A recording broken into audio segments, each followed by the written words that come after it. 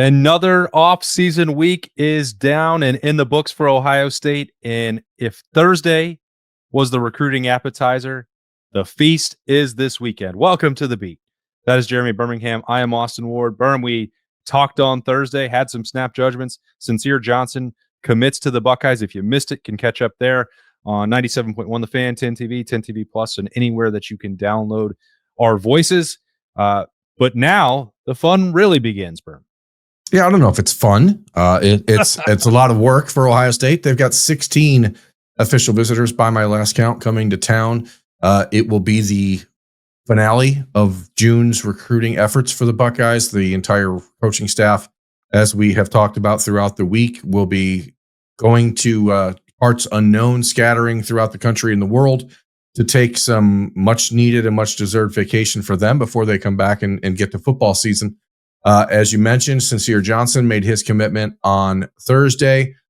Luke Wafel, a major priority defensive end for Ohio State, made his decision on Thursday. And we had a chance to sit down with Cincere Johnson and discuss his commitment on Wednesday evening.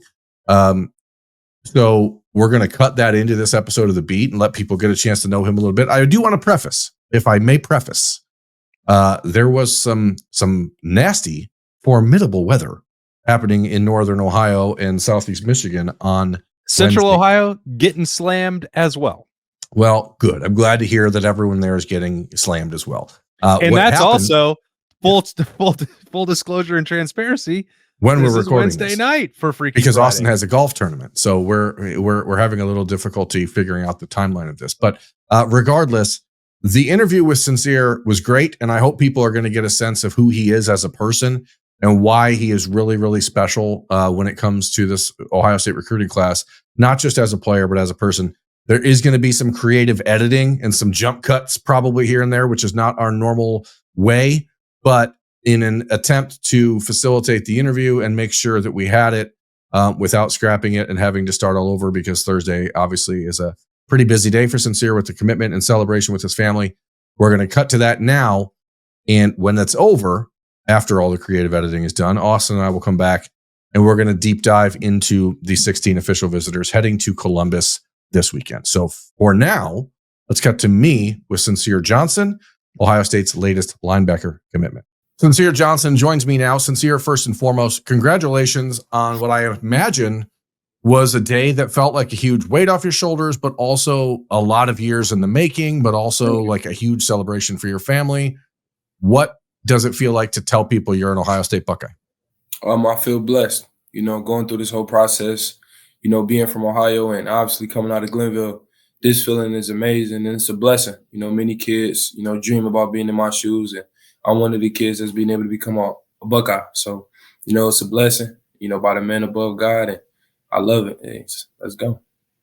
When you finally made this decision, there's a lot of nuance here that we can talk about and a lot of details that led you to this moment. But before we dive into the particulars, the big picture, what is it about Ohio State that made you decide this is the place for me, not Penn State, not Alabama, where you have a lot of family? What is it about Ohio State that was like, hey, I can't pass this up?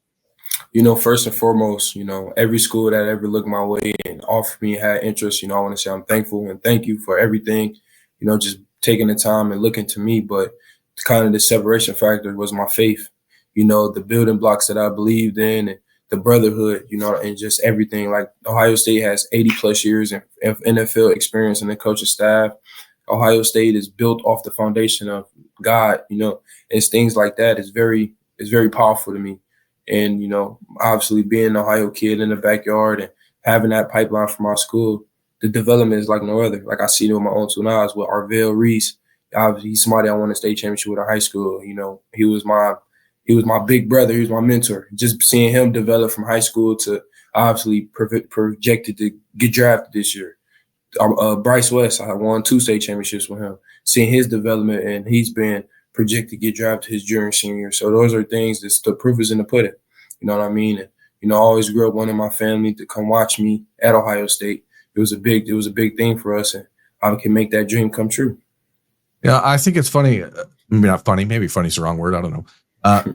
Arvell, when he was recruited out of Glenville, he was sort of under the radar. Not a lot of people knew much about him.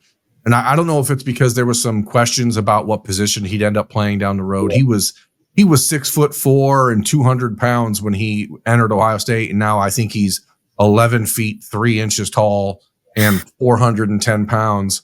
And he runs a 3.1 or something in the 40.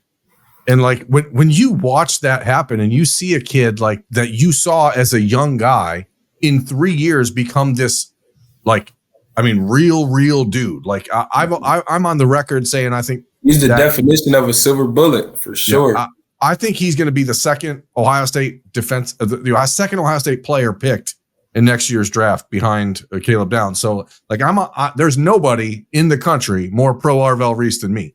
But when you see that and you see a kid who becomes this different type of dude than you remember, is it like a breath of fresh air for you? Is it a big exhale to say, hey, these guys at Ohio State are not just selling me hope. They've done it. Both. You know, I've never been a guy that wants the easy way out. I've never been a guy that wants to take shortcuts. You know, just seeing everything Arvell has been through, the ups and downs. You know, he told me how hard it is. I love it. You got to embrace the work. And that's just how it is at Ohio State. It's like I talked to Coach Day, it's going to be hard. It's going to be tough. And that's what I'm signing up for. I don't want to go to a school that's going to hand me anything. And, you know, I feel like I get that Ohio State, obviously.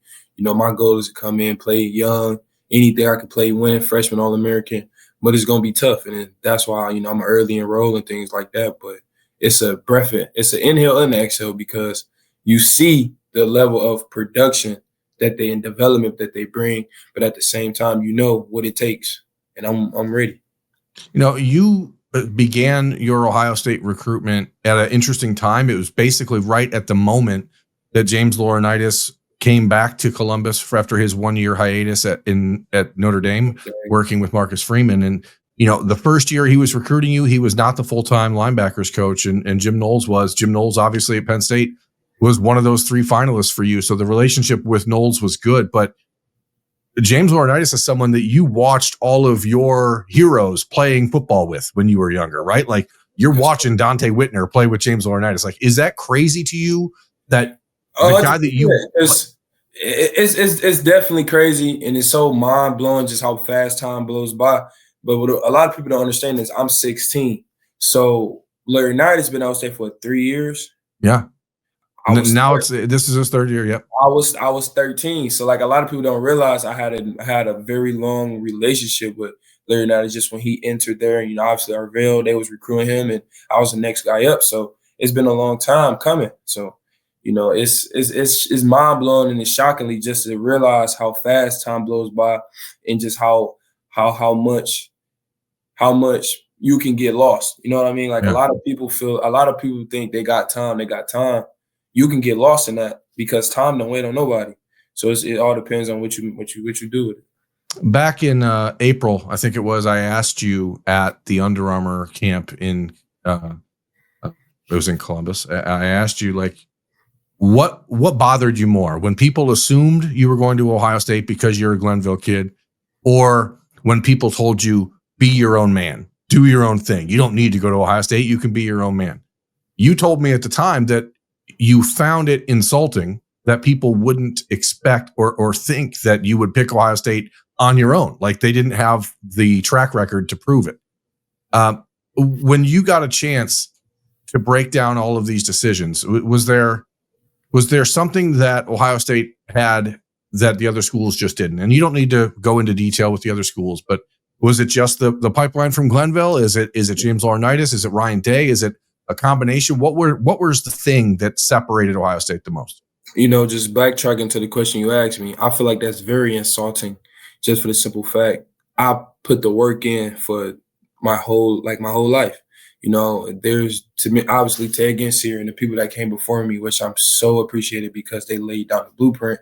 But for you to obtain that blueprint, you have to put in the work. And that's just how it is. And I feel like people made it seem like the only reason why I had the opportunity to go to Ohio State was because of people before me, which is totally not true. Because before I got the Ohio State offer, Coach Laurinaitis told me he wanted to offer me my freshman going into my sophomore year. But he wanted to see me develop and put in work. And that's what I did. I bust. Like I got up 6 a.m. I trained hard, dropped weight. Like you said on some socials, like on some sites, they got me as 240. I'm 227, 226. Like got my 40 down, got my I'm 6'3". Like, so it just goes to show the work that I put in, but everybody have their own opinion. You know, I let everybody have their own opinion, but that's my answer still remains the same, because that's just like you knows the time and the work you put in for something. And if somebody try to come and take that away from you, you'd be like, oh, that's disrespectful. And that's how I feel. But at the end of the day, I'm still greatly appreciative of everybody that came before me. And, you know, Ohio State I want to leave my own legacy there, you know, just that's kind of where I'm at, you know, just being from Ohio and always looking up, like the conversation you just had about Laurinaitis, you know, being able to go in there and talk to him about that, you know, it's the competition even with me and him. Like I told him, I'm going to come and win 2 Buckeyes awards. I'm going to double everything you have won down there. So that kind of just set me apart from him. And he knows how hungry I am. Like he had that same hunger when he was playing. And that's the type of hunger that I have. So that just goes to show, like, the type of coach he is. Like, I want to be coached by an all-great linebacker, which he's still the leading tackler for the Rams. He won the Buckeyes, won the best defensive player in college football. He's going to be in the College Football Hall of Fame. There's no denying that. So that's kind of the separation piece. And on top of that, Columbus is in Ohio. It's home. Life after football is like no other. You know, and I've never been a kid to chase an IL, so, you know, that's not even a conversation for me, because I'm a football player first. And then, so, you know, the football piece and the aspect of everything is undeniable. We live in a world right now in college football recruiting where everyone knows it's a business. It's ugly at times. It is from the outside looking in, focused a lot of the time on the wrong things. When you see a coach like James Laurinaitis, a guy that played at Ohio State, raised his family in Columbus, left for a year, and he went to Notre Dame to try to determine if he wanted to be a coach, had an opportunity to come back to Columbus and immediately did it. And now you can reasonably feel safe that he's not going anywhere. He's going to be the linebackers coach or better at Ohio State for your entire career. How important is that to know that there's stability with James Laurinaitis, there's stability with Ryan Day, even Matt Patricia? I mean, I'm sure you've spoken with Coach Patricia a number of times about his plans. He doesn't seem like the type of guy who's like coming into Ohio State to be there for 1 year, from what I've been able to discern from him. You know, that means a lot. You know, like you said, the way college football is now, you have everybody jumping from this point to that point to this point to that point. And being able to go to a university for 3 to 4 years, possibly 5, and just knowing that the people that you come in with, they're still going to be there. You have to, like, that's a separation, because you know you have your college experience. You're going to play college football for the same people.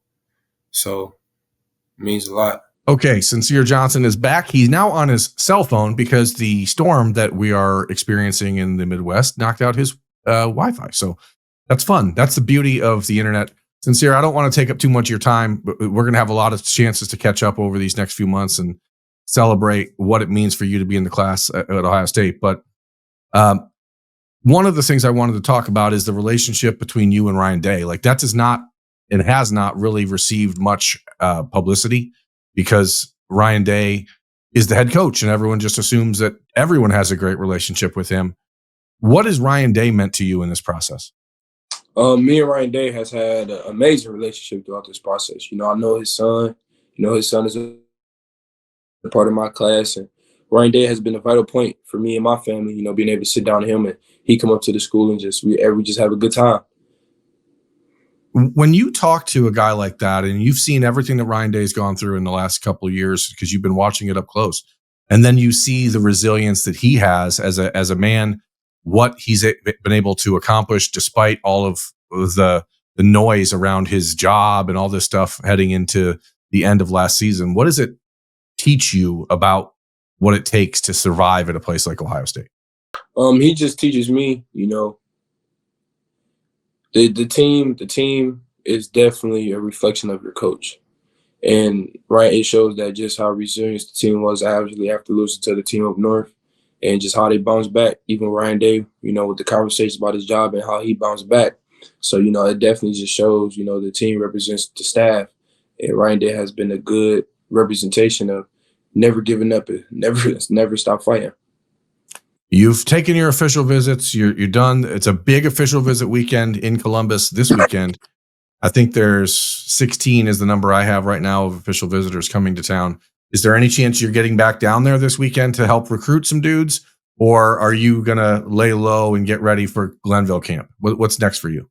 We actually finished up Glenville camp. Well, me and my team have a 7-on-7 this weekend. So, I'm going to be with my boys. We're going to be rocking on, but I'm going to definitely be recruiting all over social media.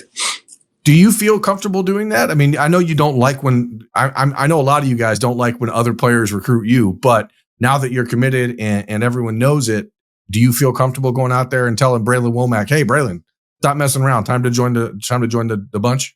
To a certain extent, you never want to go overboard with it, but just a simple text like, yo, bro, slide, or, come join the team, like that'll work. I will never be the person to try to go overboard with it, because I don't like that.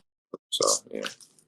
Well, look, man, I know this has been chaotic a little bit, and I think that the people watching it and listening to it are still going to be super thrilled that we were able to do this and give them a chance to get to know you a little bit. What we're going to do, you and I will find a time in the next month or so to sit down in person and do a more formal interview where we can really give folks a chance to see who you are, because it's not going to get talked about enough. And that's what I think is important in this process. Yes, you're the number 4 ranked linebacker in the country. You should probably be ranked higher if we're being honest, but you're the number 4 ranked linebacker in the country. You're all of the things on the field that make you a special player. All of them pale in comparison to why Ohio State really wants you in their program. And it's because of who you are as a person, and as a student and as a son, and that stuff still matters. And it's nice to see you and your family getting an opportunity to live out this dream. So congratulations, man. That was beautiful. And if Cincere could answer right now, he would say thank you. He may actually be crying. That's why he's not answering. I think it's because he's teared up. While we try to figure out the internet situation, I just want to say thank you to Cincere Johnson for joining us. Cincere, if you can hear me, if you can respond, thank you very much for being here. We'll sit down again soon in the near future and do it in person. Congratulations, yes, man. I appreciate you. I'm sorry. That is absolutely not your fault. We're dealing with all of it ourselves as well. That's the beauty of the internet. So congrats. Go out and celebrate with your family, and we'll talk soon. All right. Yes, appreciate sir, you. thank you. We're back. Cincere is awesome. I hope you guys got a chance to really feel that. It's weird, Austin, because we are in a world now where if Ohio State doesn't get every commitment that they want from the state of Ohio, the world is ending. And when they do get a commitment from a kid in Ohio, it's expected and it's not a big deal. But I promise, Cincere Johnson's a big deal for Ohio State. Yeah, and sometimes I don't know. Feeling bad is not the right word for it. I sympathize with their situation a little bit because they are expected to go to Ohio State. If you are a 4 or 5-star recruit in the state and have shown, and the Buckeyes have shown any interest in you, well, that's just where you should go. And we talked about that on Snap Judgments. It should never be assumed that that's the case. And even if it does wind up being the case, that should still be celebrated. It's a lifelong dream. Whether you grew up cheering for Ohio State or not, when Ohio State, and whether you're in the Buckeye State or not, when the Buckeyes offer a scholarship to you, that's worth celebrating. If you decide that's where you want to go and the Buckeyes are going to take you, well, that deserves a celebration too. So sometimes they do get taken for granted, whether that is the media coverage, whether that is looking on, all right, well, Cincere Johnson is in the fold, who's next? And then you immediately shift to the next linebacker or the next defensive target. And, that stinks a little bit. And I know that you and I have, I know that we see eye to eye on this, and we always try to put as much of a spotlight on these decisions as we possibly can, give them the moment, give them their chance to celebrate for everybody in the class. And sometimes the coverage doesn't match every single kid that comes in, but it deserves a full-blown party, because not any kid in Ohio is achieving a lifelong dream. And if that's also someone who has a chance, as you said, with a 4-star pedigree next to his name to be a major impactful player for the Silver Bullets. Well, even better. Celebrate that doubly if you want to. Yeah, this is not a commitment that people should overlook just because it was expected. It's not a commitment where you should be saying, okay, who's next? Because Cincere Johnson is a major, major win for Ohio State and a player that the Buckeyes have decided was worth putting off other linebackers around the country that they could have continued recruiting and didn't. So while I don't want people to sit here and say, okay, who's next? Move on from Cincere Johnson. Who's next? Let's move on from Cincere Johnson because Ohio State has a bunch of official visitors heading to town this weekend, starting with, as I have it on the screen here, 7 of the Buckeyes' 16 commitments. And that means 3 of the wide receivers, highlighted by the modern-day duo Chris Henry Jr. and Caden Dixon-Wyatt, and Brock Boyd, the other receiver in this class from South Lake Carroll. And here's the thing about those 3. It's pretty darn hard to find 2 better high school programs to go get football players from than Mater Dei and South Lake Carroll. And the Buckeyes and Brian Hartline have the makings of a really special recruiting class at wide receiver. Simeon Caldwell, defensive back from the Bulls Academy, the Bulls School, in Jacksonville. He is the nephew of Tim Walton. He's been committed to Ohio State for a few months now. He actually was in town this week on Tuesday and has spent the entire week in Columbus ahead of his official visit. Blaine Bradford, the country's number 1 ranked safety, coming back to Ohio State from Baton Rouge, Louisiana. He's got some recruiting to do himself this weekend. We'll get into that momentarily. And then 2 other defensive backs in Jacob Weatherspoon from Avon, Ohio, and Jordan Thomas from New Jersey. You look at it and you're like, does Ohio State recruit other positions? Because it's all just wide receivers and DBs all the time. And certainly you need balance, but boy, oh boy, when you keep adding players that are this good at wide receiver and defensive back, like it's not something you should complain about. It feels like Birm, and I don't know that it was intended this way, but it's a showcase for 2 of the elite position groups in the country that are, you can look at the current roster at Ohio State, which they'll do that. They'll have, Buckeyes hosting on visits. And then you'll have these guys who are taking their visits or looking around like, well, this is what we signed up for. Want to be around greatness.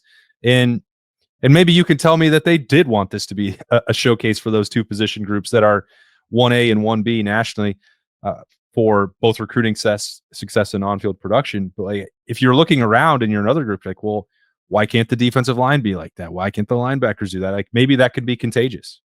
Yeah, it's weird. I don't know why it feels like the other position groups are having such a difficult time landing commitments, because the defensive backs and wide receivers never seem to have a problem. But here we are, and this class with 16 guys, you've got 4 receivers, you've got 4 defensive backs, you've got 3 offensive linemen, but you're just putting some pieces together. And Ohio State is not in a position right now where they want to have 29 or 30 commitments like USC, because they're trying to completely rebuild their roster and they're just going to dump kids as they move along. Like, Ohio State is very particular. They're very specific about who they want. And when a kid commits to Ohio State, they're not in the habit of moving on from them or trying to replace them later with someone better. Like, this is a true trusting in your evaluation situation. And these guys make it easy because you have Chris Henry, who is a number 1 ranked receiver in the country for 2 years in a row, and now is, I think, the number 3 or 4 receiver in the country based on some injury stuff that he dealt with last year. Blaine Bradford, the number 1 safety in the country. Jordan Thomas, who is the number 1 cornerback on the board for Ohio State, regardless of Elbert Hill's standing in Ohio, as he is the number 1 ranked corner in the country, according to Rivals.com. He's going to USC. But this is a really good group. And the thing that these 7 guys are going to do is serve as the sounding board for the rest of the guys coming to town. And that is why Ryan Day has made it a point, since he took over as the head coach at Ohio State, to get rid of big official visit weekends in the season and instead concentrate them all in the summer, because the families that are coming to town with the uncommitted kids are going to get a true appreciation for what the family structure and family feel is like at Ohio State, because all of these kids are coming with their families, and it becomes it's like a giant picnic more than anything else. What do you, when was that 5 years ago, we were out in Southern California, and the visit included CJ Stroud's Rancho Cucamonga High School and then a trip over to St. John Bosco. And it's like Ohio State had inroads there, but it was like, well, out of all of the premier high school programs in the country, Mater Dei is not where Ohio State's going to get in. They're not. It wasn't that they were unwelcome. They just weren't going to have success. How has that changed? It's changed in one fairly significant way, and that Brian Hartline's involved. And Chris Henry Jr. is from Ohio and started his high school career here in the great state of Ohio. Caden Dixon Wyatt is a wide receiver, and he was deciding between USC and Ohio State and Oregon. And when Ohio State wants you as a wide receiver, you go to Ohio State. So, all right, I think that's the biggest thing. Now, there are a number of other players that the Buckeyes are still trying to work on at Mater Dei, especially in the class of 2027. There's a couple defensive backs. Once they can crack that rock and it's a different position, then we can talk about it. But the last 5 years, they have tried mightily to find other players from that school and have still not been able to do it. So Brian Hartline's really freaking good at his job and super, super reliable as a recruiter and knows what he wants. And that's why it's worth noting that this weekend, another wide receiver who's not committed to Ohio State is taking an official visit. That is Jquon Guilford from Fort Wayne, Indiana. The question has been asked for months now because Guilford has been remaining on the official visit list for the Buckeyes. Would they take 5? Why are they still bringing in another? Because Jaden Ricketts, who is not taking an official visit this weekend, but will be back on campus to help recruit as well, is also in this class. So you've got 4 commitments at wide receiver. Would you take 5? And I'm going to tell people, Austin, you had a chance to probably see a little bit of Jquon Guilford on Tuesday. There's a reason why you would take 5 if it looks like Jquon Guilford. So that is going to be real interesting.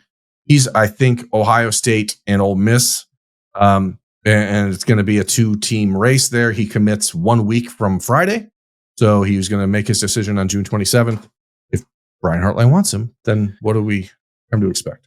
Yeah, Brian Hartline is not in the business of losing recruits or missing on evaluations. Now, sometimes there are complicating factors with the latter, but the former, if he, and I don't know that anybody in the building or watching Guilford work out was like, well, there's some doubt about this guy. He was dominant in those workouts. He did everything that you could in the summer. And I know that that's not the sole and only piece of an evaluation, but I think Brian Hartline certainly knows what he's looking at. And there was an unmistakable air of confidence around his decision-making when it came to pursuing him. So that's a long-winded way of saying Brian Hartline wants him.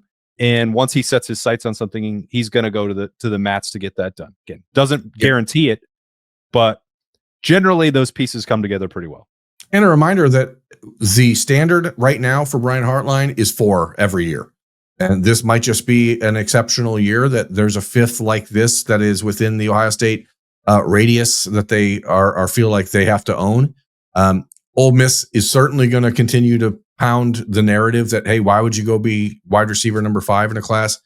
And it's, I think, important to distinguish between being the part of a 5-man class and being the 5th receiver. Like, those are 2 very substantially different things, because I don't believe that Ohio State or Brian Hartline views Jquon Guilford as a throw-in option. Like, this is a guy that they believe has a potential to be a superstar down the road. And if you see him, I saw him at the Under Armour camp at the end of April, and then at the Ohio State camp on Tuesday. Like, he's a superstar monster potentially down the road. Well, and time also marches on, Birm. So Carnell Tate, there's no chance that he's going to be back on the Ohio State roster in 2026. There's a world where Brandon Ennis is off to the NFL draft after this year as well. Who knows? He's certainly put in his time already without necessarily getting on the field, but he would have that decision to make. And even if he returns for another year, Jeremiah Smith is not going to be on this roster for more than 2 more seasons. And I'm not here to sound any alarms, but like the NFL could be like trying to force him into the draft a year early too. So like, there's a world where there's a lot of turnover coming within the next 2 years, where maybe that can change the calculus for them with, Ohio State has had the luxury of a lot of years where Emeka Egbuka came back for a senior season, where Chris Olave came back for a senior season, where you had Terry McLaurin and Paris Campbell and Johnny Dixon further back before that, KJ Hill, where guys played 4 or 5 years. I'm not sure that that's going to be the blueprint moving forward at the level that Brian Hartline is recruiting. It's harder to see that continuing when you're dealing with players who are coming in with the accolades that these guys are. So Jquon Guilford certainly is worth paying attention to, if for no other reason than the fact that he's committing next Friday. So this is a situation that will resolve itself quickly. If it ends up being a 4-man class for Ohio State, Brian Hartline is fine with it, but he canceled official visits for a number of other receivers who had planned to be here in the month of June, and Guilford's did not get canceled. And that is telling, I think. And Jquon Guilford's trainer is a guy named Dre Muhammad in Fort Wayne. He's the same guy that was Austin Mack's trainer years ago. And like, there's a really good relationship between Ohio State and Muhammad. And so if all things being equal, it's hard to see him not picking Ohio State a week from now, but this weekend is important. And again, Ole Miss, for all of the jokes you can make about their program, wide receiver is one position they have actually developed fairly well and produced some successful seasons with over the last few years. So I'm not going to count them out, but he's coming to Ohio State this weekend for a reason. And if he was really worried about being a part of a 5-man class or any of that other stuff, I don't think he would be. So don't you dare try and stop me from making jokes about Lane Kiffin.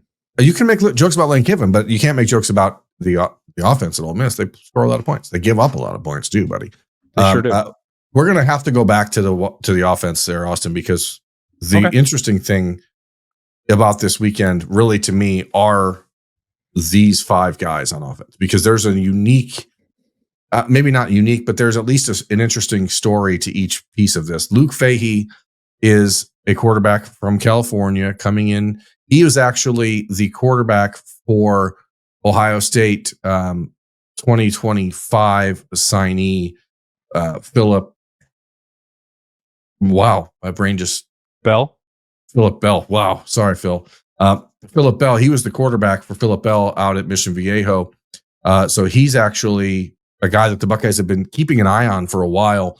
Does not have an offer, and I can't remember the last time Ohio State hosted an official visitor that did not have an offer coming into the official visit. So that is exceedingly rare. The Buckeyes are still on the hunt for a 2026 quarterback. He is the only official visitor at quarterback they're hosting this summer. It seems likely to me to assume an offer's coming.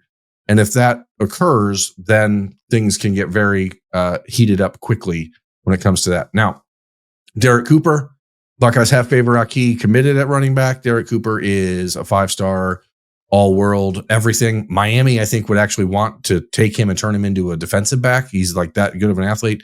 He's a freaky type of a dude. He plays at Chaminade Madonna High School in Hollywood, Florida. A fairly good Ohio State wide receiver came out of that school recently. Fairly good? So we'll see if there's any influence there from Jeremiah Smith. But Derek Cooper, I think, is an Ohio State-Georgia battle, even though Miami is very much in the mix. And then there's 2 offensive linemen we very rarely talked about in pretty much any setting. That's J.B. Shabazz from North Carolina and Deron Parks, who is down in Florida but started his high school career in West Virginia. Parks is like a massive dude, like 6'5", 350 pounds, just a massive hunk of humanity. But he is a major project in that he is 3 to 4 years away from contributing, but he's really freaking athletic. And that's the type of player where if you can get him, and I hate to say this about college football players, but if you can get him for relatively cheap or almost free, he's got enough moldable clay there that makes you go, let's see. Shabazz. Are we gonna have to start saying getting him on a freshman deal? Yeah. Okay. I think that's I think you have to. All right. It's a new world order. And Shabazz is interesting because the other offensive tackle that most people have had penciled into the Ohio State recruiting class is Aaron Thomas from Phoenix, Arizona. Aaron is visiting Texas A&M this weekend. Ohio State is kind of in the mindset that if Texas A&M gets aggressive with NIL, that he will end up there. Florida State is also in the mix. That's where his father played. So there's a, like, Shabazz could actually become a fairly important recruit if things go a different way. He's a really good player, but doesn't get talked about a lot. And that's it on offense. Let's move to defense. Landon Barnes, defensive end from Duncanville in Texas, is coming back. He was on campus for the Ohio State spring game. Again, not a player we talk about almost at all because he doesn't really talk about Ohio State. And in a normal position, and I say this not as an affront to Larry Johnson, in a normal position for Ohio State, like any other position on the roster, we would have a better sense of whether or not it's a serious visit or if it's, but the way Larry operates is hard to figure out. And here's something that I think maybe to pay attention to. Do you remember when Omari Abor committed to Ohio State and there was a lot of like, whoa, every other school seemed to be backing off and Larry Johnson's like, you're our guy. We love you. Came to Ohio State, had 2 rough seasons, did not play because of injury, transferred, and then immediately started, or not immediately, but started talking on social media shortly thereafter about how he made a mistake and how he should have stayed at Ohio State. I wonder if the Duncanville people and Rashad Samples, the longtime coach there, like if there's a, hey, Landon, you should really consider Ohio State because it's going to be good for you, or if it's, because he's visited LSU. Texas doesn't seem, they're like tangentially involved, but I think that he's a guy that if Ohio State was like, hey, we have room for you, he might be interested. Well, I remember distinctly our visit to Duncanville, and we didn't get to talk a ton to Omari Abor, but we did talk to a couple members of the coaching staff, and all they did was rave about Chase Young and talk about Joey Bosa and Nick Bosa and the guy who coached all of them, which was Larry Johnson. And, sometimes in this world where promises are being made and not kept, promises were made, but not kept and broken, then you do have some regret. The injuries were part of it. NIL is certainly part of any conversation. And being away from a long way from home is certainly part of it. And I think all of those things, you can understand why Omari Abor made the choice that he made. But at the same time, Larry Johnson was enamored with the athleticism, the coaching staff that worked, that he was communicating with, that was working with Omari Abor in high school. They all fully believed in what the development plan was going to look like if they could stick it out. And I know that it's challenging, and I don't blame anybody for making the choices that were made in that. But Omari Abor certainly expressed some regret that he didn't maybe have the patience or the wherewithal or whatever. I haven't talked to him since he left, so I can't say specifically what it was. But, a second crack at it, I think for everybody involved, would maybe go a long way. And that's not meant as a prediction or a crystal ball, because that's not my forte, not my job in any way, shape, or form. But this is a place that you and I visited together, and actually know how highly Larry Johnson is thought of there. And that I don't think that the previous recruitment and the way that it didn't work out with Omari Abor actually works against Ohio State at all. No, it doesn't. And that's made evident by the fact that this kid is visiting this weekend. And he also visited, as I said, in the spring. He visited in the spring with his teammate, Kevin Ford, who was also at one point on the list of potential official visitors for Ohio State. He's not on it anymore, but Landon Barnes is. And I said Rashad Samples. I meant Reginald Samples for clarity's sake at Duncanville. Rashad Samples, I believe, is an assistant coach for the Oregon Ducks, or maybe the Dallas Cowboys now. I don't know. Either way. So Landon Barnes is a guy that, as Ohio State continues to recruit other defensive ends like Carter Meadows, who visited last weekend, and Jackson Samuels Ford, I think that he's maybe being overlooked a touch, but it's also really hard, as we've said over and over, to get a true sense of where Larry Johnson's priorities are. But it is a pretty important weekend on the defensive line because Deuce Gerald's from Georgia is coming in town. He's a Louisiana native, was at LSU last weekend, been all over the map, and then he was at Oregon. His recruitment has been wild. For 2 years, this is a kid who has basically said Ohio State is at the top of his list. Great relationships with Miguel Patrick at Ohio State, and Larry Johnson has been a part of his recruitment for a long time. I still think that there's a plane of existence where Ohio State is the favorite and Deuce Gerald's has just been playing a long game to explore. But I also think that he's a 3-tech that maybe you don't need the way that the recruiting process is going. So that's not to say Ohio State isn't taking a real swing, but between him and Damari Simeon, who's visiting this weekend from New Jersey, between Kari Wilder, however you pronounce his name, committed to Ohio State 2 weeks ago from California, the back and forth with Jameer Perez, like the interior of the defensive line is shaping up in a way that I think the Buckeyes could be comfortable without Deuce Gerald's. And I don't know that I would have said that 2 months ago. I would only say this, Birm. Given the conversation about this group over the last 6 months specifically, and maybe even in the last 2 years as a whole, you can't have too many. Yeah. Take more swings. Well, that's what's interesting. This is not talking stuff, so we're not going to deep dive into these conversations. But a conversation I had on Wednesday at the Woody Hayes Athletic Center, where I was told that Ohio State could be content with taking 2 defensive ends and 2 defensive tackles and being done in this class on the defensive line. That was a surprise to me because I have believed fully that they need 3 and 3. But we're seeing, and it's what you and I talked about on the Thursday morning edition of The Beat, is that this staff is treading carefully as things get sorted out. Maybe they'll get more aggressive in 4 months after they see how the landscape shifts. But right now, there is not a race to the finish line for these guys. And so the idea is, let's get to 21, 22 commitments, 23 maybe, and then supplement in the portal, because that's the world we live in now. So right, it's interesting. The final official visitor, and this is running long, but is Braylon Womack, depending on which website you look at, 5-star safety from Mississippi, Ohio State, Florida, Auburn, Texas A&M. That's the top group.